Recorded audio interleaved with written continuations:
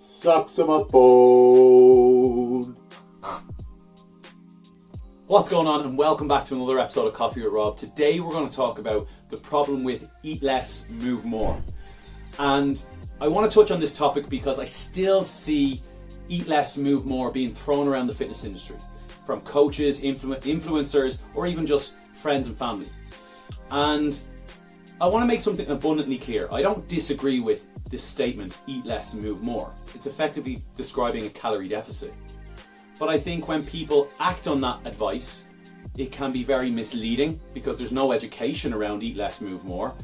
There's certainly no structure to it. There's no plan in place for eat less, move more. And I don't think it translates to real life. Like, how long do you eat less and move more for? Like the rest of your life? So this can be problematic. The statement itself isn't problematic. I think what's problematic is the way people interpret what eat less, move more means and their approach to it. And that's what I want to talk about today. So let's talk about a practical example. So someone says, oh, well, it's just eat less, move more, calorie deficit, cool. Right, so what they do is they cut foods, they cut their energy coming in, and they increase the energy going out. So they had gone from overeating, doing no exercise, to suddenly dropping their calories really, really low and increasing the calories burned because they're exercising every single day. That sends them into an aggressive calorie deficit. And of course, that's what we need not an aggressive calorie deficit, we need a calorie deficit for fat loss, but that sends them into a really deep calorie deficit. And that will work for them for a certain period of time. But the problem isn't with that particular approach, even though it is very aggressive. The problem is that person staying consistent with that approach. Because like we said before, everything technically works. Even this rapid approach, it will work. But the problem is someone is very unable to stay consistent with that. So let's look at it from, I've come up with a cycle of people, and I think it's almost like a carousel of people. The problem people get into when they kind of eat less and move more without a real plan in place is that they get into this. So they usually decide to start again. It's usually on a Sunday, and they say, "I'm sick of this. I'm sick and tired of feeling sick and tired." And they say, "I'm starting again. I'm sick of this shite. I'm starting again." What they do is they blindly start cutting foods without any real plan in place. So the bread's gone. That's usually the first to go. We get rid of rice, pasta, and they start eating healthier. So they start swapping their lunch for a salad. And that's all. I mean, it's all coming from a very positive place, but there's no plan. It's very ad hoc. Then what they do is start taking in sporadic exercises. So they don't have any plan, they just start doing home workouts, exercise classes, spinning classes, and they just go deep. They go running every day, walking miles and miles and miles, and they just go for anything they can get their hands on with exercise. Again, no plan in place. And again, it's all coming from a very positive mind frame. Their pain is bad. They want to change, so they start doing what they think they should, and no one can be blamed by that. I'm just trying to highlight the importance of a plan and the problems that can accompany this type of cycle.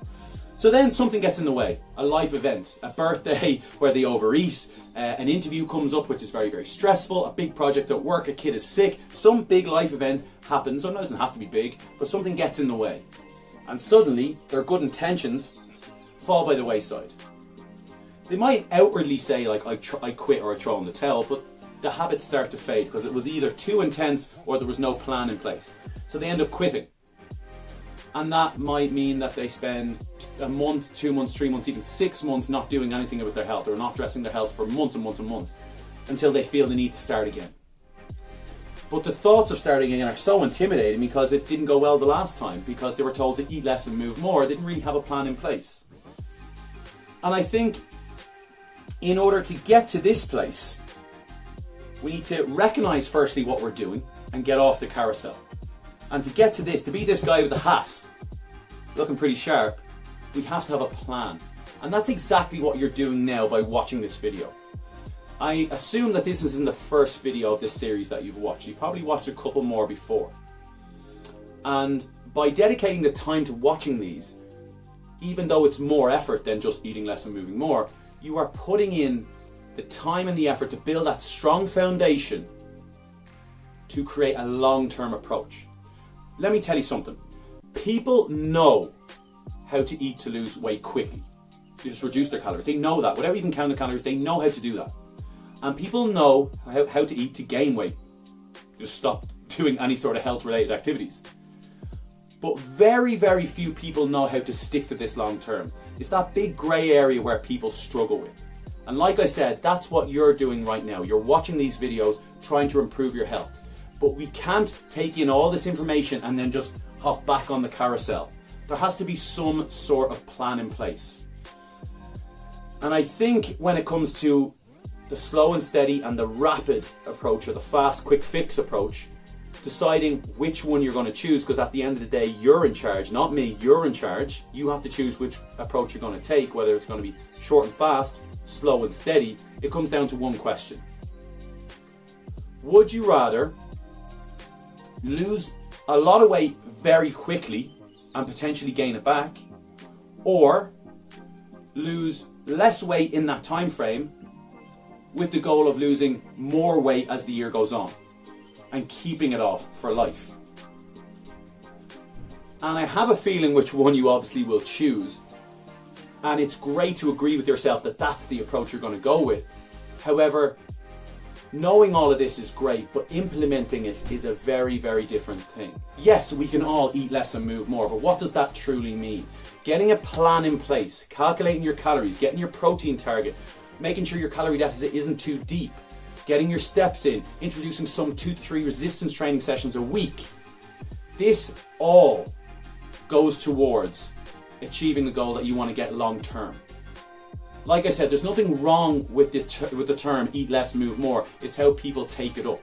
But now you are more well informed. You're empowered by the information I have given you. And now it's up to you to implement that and put that into action.